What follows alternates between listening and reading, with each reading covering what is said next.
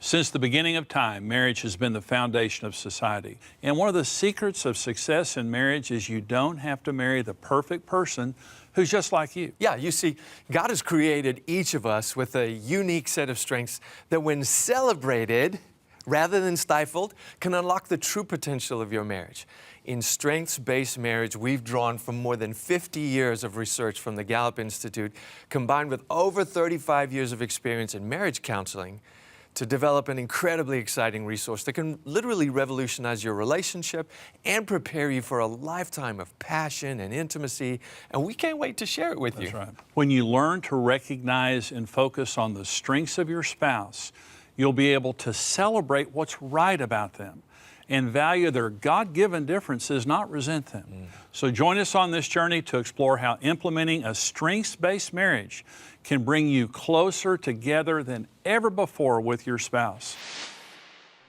Dr. Donald O. Clifton was a forerunner in positive psychology. Through his research, he identified 34 universal strengths that exist within each individual.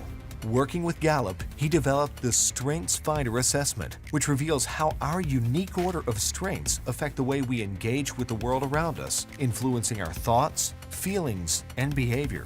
Thousands of businesses, teams, and churches have harnessed this strengths-based approach to interacting, resulting in stronger relationships and greater performance.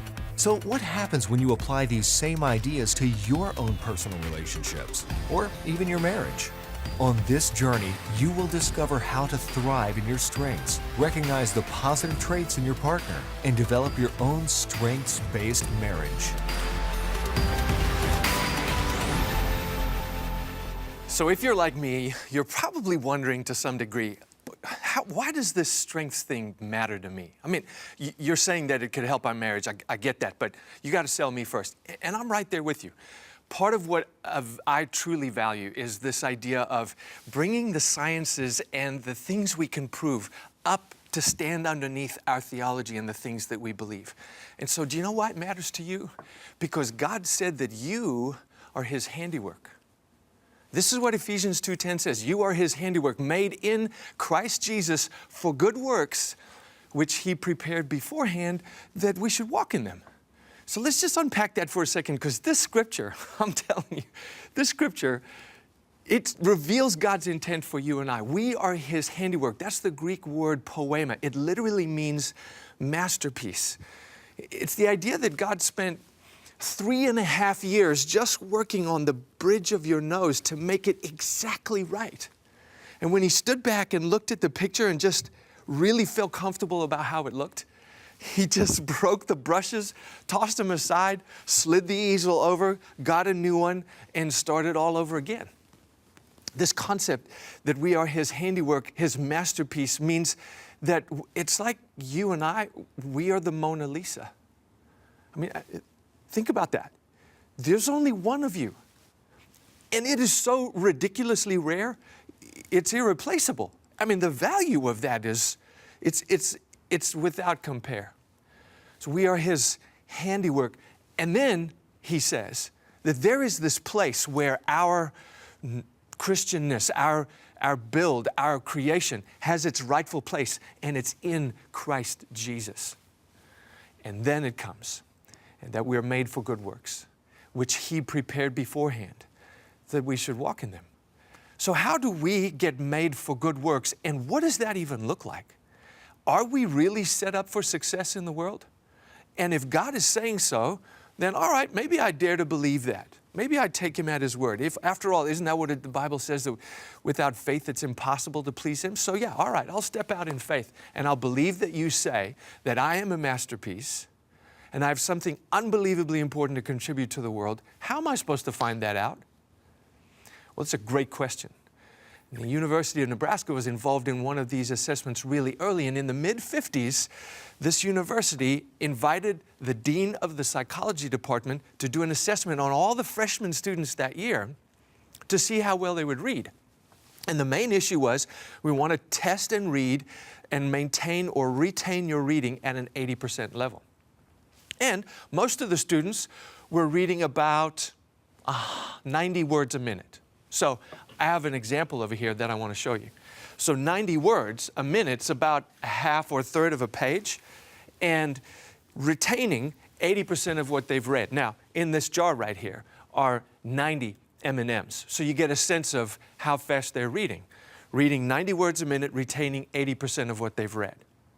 Then there was another group of people who were reading and could read a little bit faster. They were retaining 350 words a minute, or getting to remember and process 350 words a minute. Really good starting point, but then the psychologist decided we want to put all these students through a speed reading course and test them again at the end and see how they do. And so they trained them for 6 weeks, all of them, the entire freshman class, and then got to the end and processed them again through a speed reading assessment to see how fast they could read and if they were still remembering 80% of what they had read. The results were fascinating. These students who had read 90 words a minute improved to 140 words a minute.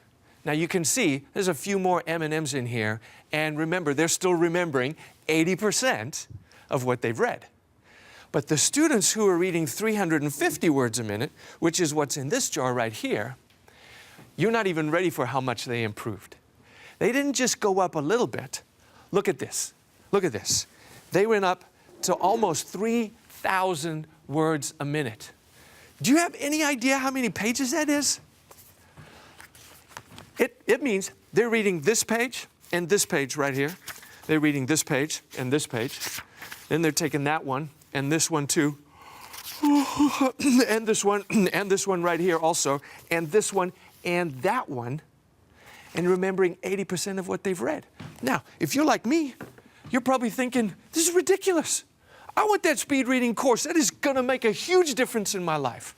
And the problem is you and I fell in the same trap. We believe that the effect of my retention, this amazing reading capacity, is directly related to the training, to the speed reading courses. And it's not, see? Because all of the students, all 4 of them, got all of the training. And so it's not the training that does the trick. It's the fact that those students showed up reading 350 words a minute in the very first place. You have remarkable talent. You have remarkable talent, and you ought to go find out what it is, because, like God said in Ephesians 2:10, it sets you up for success. Not just success, ridiculous capacity. This is how God designed us. We have a reflection of who He is. We're made in His image, right? That's what Genesis says. We're made in His image. So if I have these remarkable abilities, it's because He has them. I mean, if I have arms, it's because He has arms. If I have a brain, it's because He has a brain. If I have remarkable talent, it's because God has invested in you and I ridiculous talent. And the problem with you and I is we just don't know. We have no idea we have it. And so we've got to find out. Well, so this enters a new idea for us that's worth considering, and it's this idea that we cannot see ourselves. I mean, what do you have to have? What do you have to have in order to see yourself? If you're like me, you're thinking, okay, I got to have a mirror. I get that. And if you want to see the whole you before you're going out, like if you're getting all dressed up and you really want to look sharp and you want to see the whole you, what do you have to have? If you want to see the full picture, what do you have to have? Right, you have to have a full-length mirror. That's the only way you can see all of yourself. I can see pieces of me at a time, but I can't see the whole me. I have to have something or someone else other than me, outside of me, to reflect back to me the full image of who I am. And this is true. It is designed by God this way, and I think it emphasizes why we need each other, and it emphasizes why we need an assessment of sorts, like this strengths test, that helps you see yourself and where you are fantastic. Because you can't see it by yourself. We can see it in each other. That's why community is so important. But we need this mirror. And so the strengths assessment is just a mirror. In and of itself, it has no power. But once you understand the ridiculous capacity, the once-in-a-lifetime ability, the irreplaceably unique investment that God has made in your life and mine, and you come to grips with the reality that that's truly in me, and it's just going to stay there, and probably operate at a 350 words a minute kind of power for the rest of my life, even if I don't do anything about it, then that's good, right? It sort of sets you up for success. I mean, 350 is better than 90 or 140. So you've got an advantage over some of the other folks around you. But it's not completely world class yet. If you want world class, you got to add yourself to what God is investing in you. You got to do something with what you've been given. You've got to put some skill, some experience, some knowledge against those latent capacities that God has invested in you in order to be able to get world-class performance out of it. I mean, come on. Nearly 3,000 words a minute? That's ridiculous. I want that. And every one of us have this ability. Some of us used to think it was only the rare few, but I'm telling you, we all have this remarkable ability to be able to give away something world-class and unique to the world. So, just how world-class or unique is it? Well, this strengths assessment that was created by Gallup, the StrengthsFinder assessment, reveals your top 5 strengths. And the 5 are important because it gives you an opportunity to focus on the best of who you are. Now, I want to ask you, if you could find somebody else who had the same 5 strengths as I do, in the same order, how many people do you think you'd have to talk to find that person? Someone who's got the same 5 strengths as mine in exactly the same sequence, because the sequence matters. Do you know that the answer to that is 1 in 33 million people? 1 in 33 million people. That means, according to the world population being about 7.6 billion people at present, there's roughly 200 of us on the planet today. And if you think that's good, wait, we're not done yet. What about if we went to top 6? I mean, realistically, you're using your top 6 or 7, 8 strengths on a regular basis. Gallup just cut it off at number 5 because it's a marketing exercise and they would love for you to buy the rest of them. And there is some value in knowing the rest of them, but your top 5 are really the most important. But what if we went to number 6? How many people would you have to talk to find one person who had the same 6 strengths as me? You know what the answer is? 1 billion. 1 billion. That means there's 7 of you on the planet. You want to do 8? Come on, let's do 8. Do you know how many people you would have to talk to find one person who might have, statistically, the same 8 strengths as you? It's over 700 billion people with a B. Listen, people, this is what I'm telling you. God has remarkably and ridiculously invested His own capacity in your life in shades that you can reflect to the people around you every day. And the only reason you aren't able to reveal that kind of power on the world these days is because you don't know. We need help. We got to find out. And so I want to invite you into this journey. I hope you've seen from this scientific explanation that there is more to you than you suspect. And if you will come with us and discover how wonderfully God has made you, you will be blown away at what a difference it makes to your life and to the life of your marriage. TBN wants you to discover the truths and principles found in StrengthsBased Marriage, and you will begin to see your relationship with your spouse in a whole new way. Call or go online to request this powerful collection today with your gift of $120 or more, and as our thank you for supporting TBN, we will rush these incredible resources to you today. Call 800-626-7454 or visit tbn.org/strongmarriage. If you're just tuning in, welcome to Strengths-Based Marriage. We have a guest couple with us today. Let's have a look at how their strengths influence their marriage. Today's couple is Kyle Windebank and Mary Fox from Colorado Springs, Colorado. Kyle's top 5 strengths are restorative, context, learner, command, and intellection. Mary's top 5 strengths are positivity, relator, arranger, harmony, and communication. Well, I'm Allan, Kelsey, and this is Jimmy Evans. We're the co-authors of Strengths-Based Marriage, and we're so excited to spend some time today with Kyle and Mary. I mean, you guys traveled a good distance to come here today. Thank you so much for joining us today. Of course, thanks for having me. For our viewing audience, why don't you just give us a little bit about what you do and what your marital status is, and just a snapshot of the pair of you. Yeah, so currently we're engaged, getting married about 3 weeks from now. Wait, so you're not married yet? Not married You yet. got a fresh set right Oh, here. wow, we love it. I love it. Yeah, so 3 weeks. We're both currently in the Springs. We are working and moving forward and preparing for marriage. Yeah. I did a lot of pre-marriage counseling when I first came in the ministry. You guys are so wise to slow down and prepare yourselves before you get married. Because first of all, it just is going to save you a lot of heartache that you would have gone through. And secondly, you're just going to have success and blessings because of that, because you prepared. And you don't know your strengths. Not yet. Okay. Yeah, that's right. You haven't even had a chance to look at each other's or to know what they are yet. So why don't we start with that? Should we just get in and kind of talk about them? All right, ladies first. Okay. So you ready, Mary? I'm about to reveal to you, or to Kyle, because you know what yours are. So her number one strength is positivity, which means that she kind of has this tendency to look at the glass half full, not half empty. And so that's a very positive outlook for life. But it also has an implication, which means she needs a positive environment. And if she finds one that's not that kind of positive, she'll work really hard to convert it so that there's hope in the room. But if after a length of time she can't get the room converted, she'll leave. I mean, it's that big of a deal. It's that much of a filter for her. She has to have a positive environment. Next one is relator. So she loves one-on-one relationships, loves deep, meaningful conversation.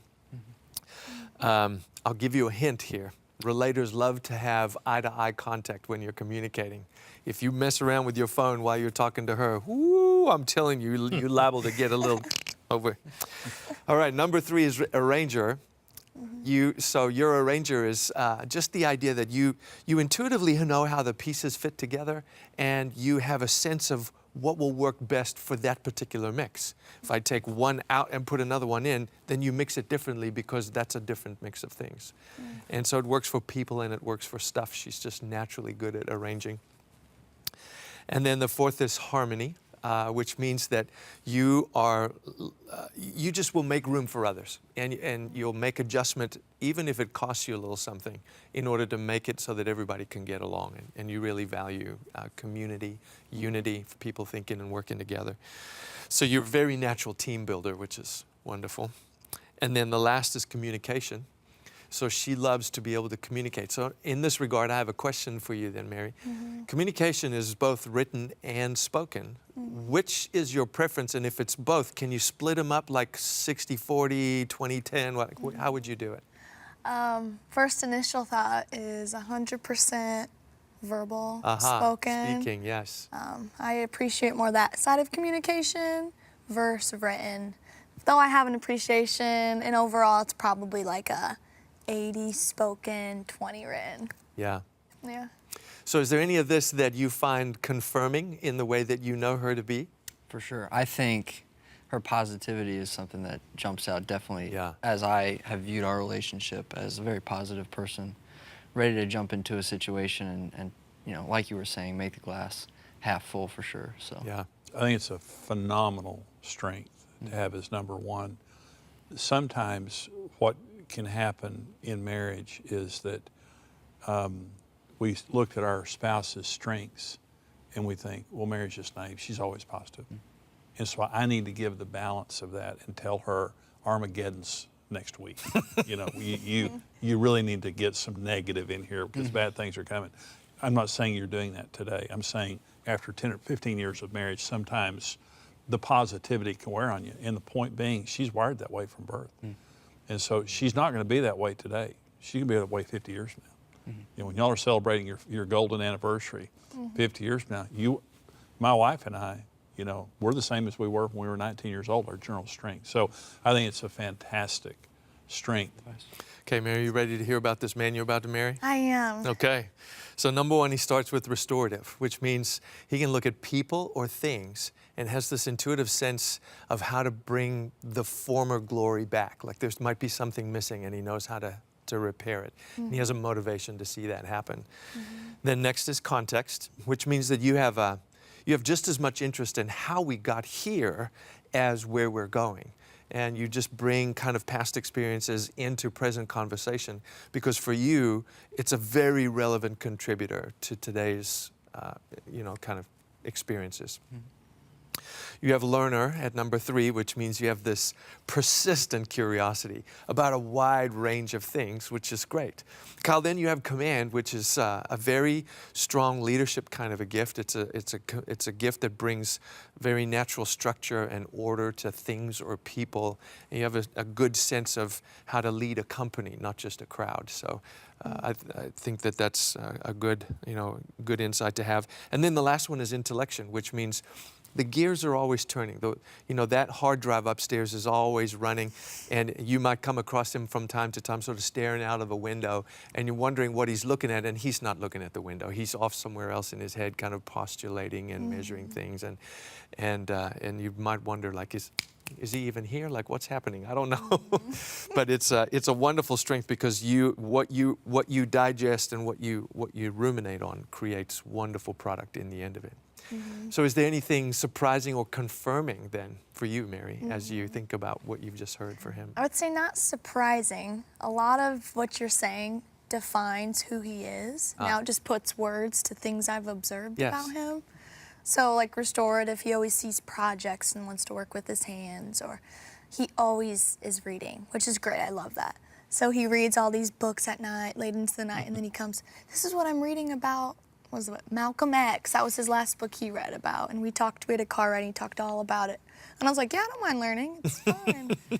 What was some of the command? Makes total sense. And then the one where he's thinking in his brain, that's totally makes sense. Where we're having a conversation sometimes, and I can see the gears kind of rolling in his brain. Yeah. It totally makes sense. All right, so when I put these two together, okay, because this is like soup. Now, all these ingredients are about to go into one container, and we're going to see what comes out of all of that.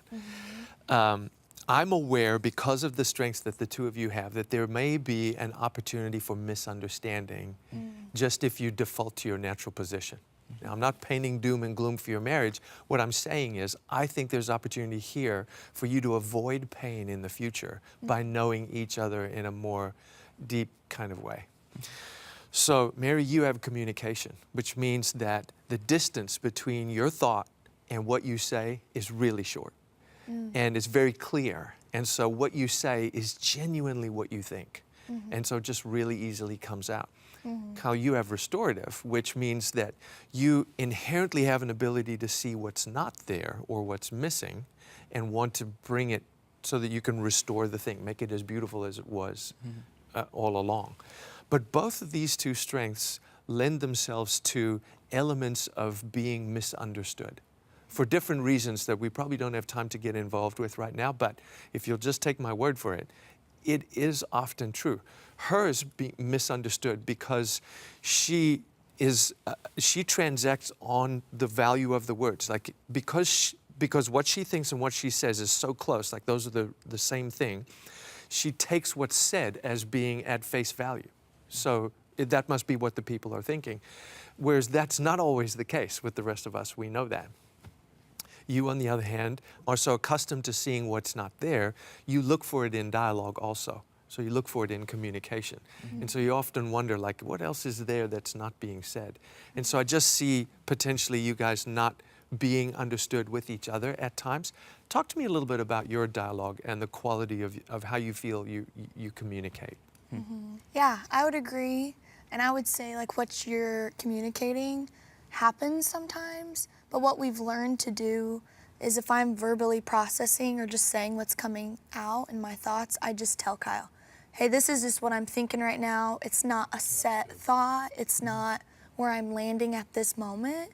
It's just my verbal process to try to get where he's already at or some of the missing parts I'm trying to communicate that. As you guys are sitting here, what I'm thinking is this. You could flood him with words, right? And you ever feel that way? It's happened, yeah. Yeah. And so what happens is one of her deepest needs, a woman's deepest needs, is for open and honest communication. And so when you're communicating with her, she doesn't just want information, she wants emotion. Kyle and Mary, there's It was such a joy being able to spend time with you today. We've really just gotten to unpack some of the elements of your strengths and how they play into each other. But we're excited about you guys getting married and what the future holds, and you being able to balance your strengths with each other and move on to a powerful, long-lasting marriage. Thanks for joining us today. Thank you you. so much. I love to see stories like that. That's why we do what we do, and an example of the impact these powerful resources can have on your marriage. Yeah, for example, maybe your number one strength is empathy and your spouse's strength is to be restorative. Being aware of that is so important because it will help you to understand how each of you think. Because while someone who is empathetic will feel what others are feeling, a restorative spouse will see a problem and try to fix it. They both want there to be resolution and understanding, peace and growth, but their perspectives are completely opposite and, if misunderstood by each other, can be cause for some really heated discussion. But trust me, no matter what situation you're in, your marriage can thrive in every area, emotionally, physically, and spiritually. And we want to help you experience that today. So request your Strengths-Based Marriage resources with your gift and discover the principles you need to see yourself, your spouse, and your marriage in a new, amazing way. TBN wants you to discover the truths and principles found in Strengths-Based Marriage, and you will begin to see your relationship with your spouse in a whole new way. Call or go online to request this powerful collection today with your gift of $120 or more, and as our thank you for supporting TBN, we will rush these incredible resources to you today. Call 800-626-7454 or visit tbn.org/strongmarriage. Thanks for joining us on this journey of discovery. It's amazing how focusing on what's right in our relationships can strengthen marriage in ways we never thought possible. Yeah, join us next time when we'll dig deeper into how operating in our strengths releases a chemical reaction in the brain that's a feel-good gift from God. Plus, we'll explore how you can operate more like a talent scout in your marriage, setting each of you free to put your talents to use in the areas where each of you are most gifted. God designed us to be different, and when we celebrate those differences, we become stronger, more successful as a team.